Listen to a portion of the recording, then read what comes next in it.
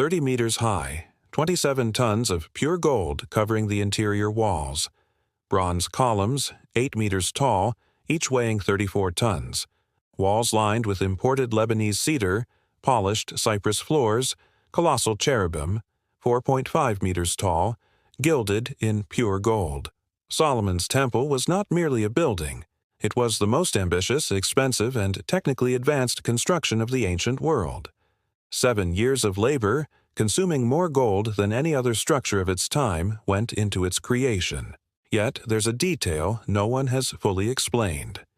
The foundation stones weighed up to 400 tons each. No cranes, no metal pulleys, no wheels strong enough. How were these enormous blocks cut, transported, and positioned with millimeter precision 3,000 years ago? Modern engineers stare at the numbers in disbelief. This was not just monumental. It was impossible. The first challenge seemed simple but was brutally unforgiving. Solomon didn't want ordinary stones. He demanded the largest, most precious stones in Israel. Large stones, costly stones, as recorded in 1 Kings 5:17. Archaeologists studying the Second Temple's platform found blocks over 400 tons, equivalent to 60 elephants in a single stone. Cutting them from mountains without explosives, electricity, or modern tools required 80,000 men, working in quarries scattered across the hills of Jerusalem. They woke before dawn, trekking miles to their work site. Precision was everything. Each block had to fit perfectly, and one ancient rule changed everything. No sound of iron tools could be heard on site.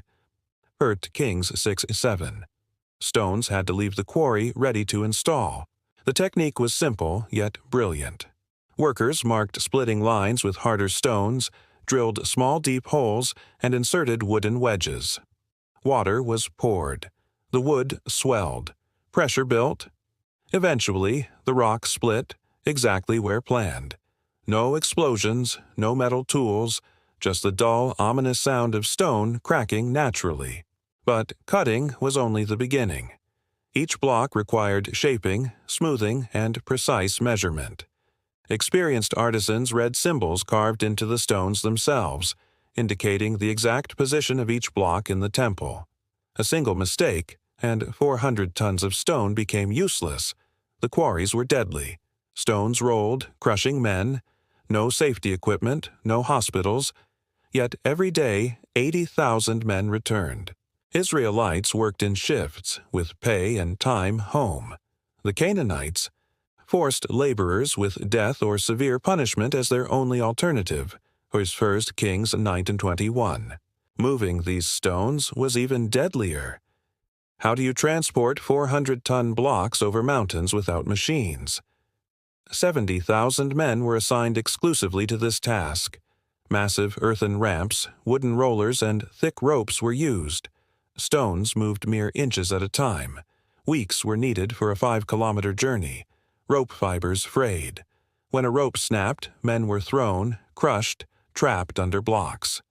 Death was constant, yet the work continued relentlessly. Next came the timber. Lebanon's cedar, 200 kilometers away, had to reach Jerusalem.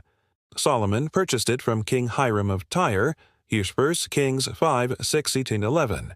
10,000 men rotated in shifts, 1 month in Lebanon, 2 months at home.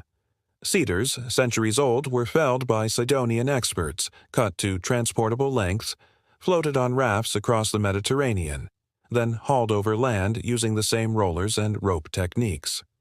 Weeks were required for a single log. Men slept exposed to the elements, lived on meager rations, succumbed to disease, or perished along the journey. All obeyed one unbreakable rule: no iron tools on site. Not a hammer, not a chisel. Stones and timber had to arrive perfect. Mistakes meant severe punishment. Silence was enforced by 3,300 supervisors, constantly listening for the slightest sound.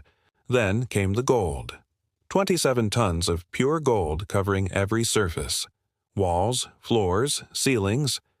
Uriah, a Phoenician master from Tyre, oversaw every detail.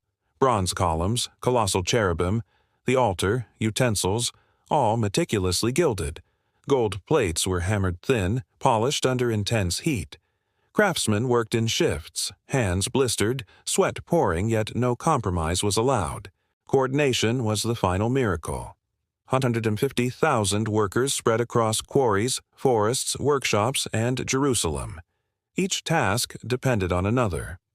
300 supervisors oversaw teams, reporting to 550 chief overseers, all accountable to Solomon. Delay anywhere, and the entire project could collapse.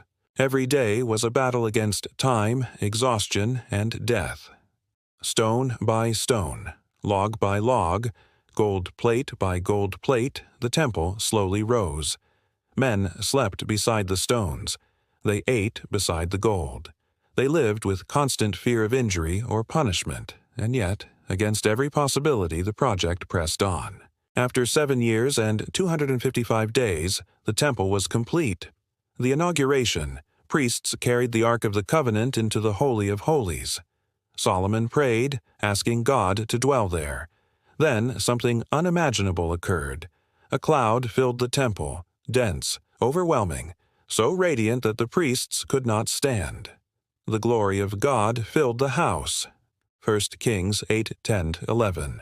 150,000 men had labored, many perished, crushed by stones, pulled to death by ropes, burned in furnaces. The survivors witnessed a building now housing the presence of God. Solomon sacrificed 22,000 oxen and 120,000 sheep. 1 Kings 8:63. Stone by stone, timber by timber, gold by gold. Silence, precision, discipline. The most impossible construction of the ancient world was complete. Yet the story does not end here. Imagine the coordination, the human endurance, the risk of death, day after day, year after year. The Temple of Solomon was not merely a building, it was a testament to human ambition, divine purpose, and the impossible made real. Every inch of stone, every beam, every gold plate told a story of sacrifice, skill, and meticulous planning. And even today, engineers, historians, and archaeologists marvel at what was achieved. How could 150,000 men, with no modern tools, build something so perfect, so enormous, so awe-inspiring? How could they achieve this level of precision in silence? The answer lies in discipline, divine purpose, and a vision that demanded nothing less than perfection.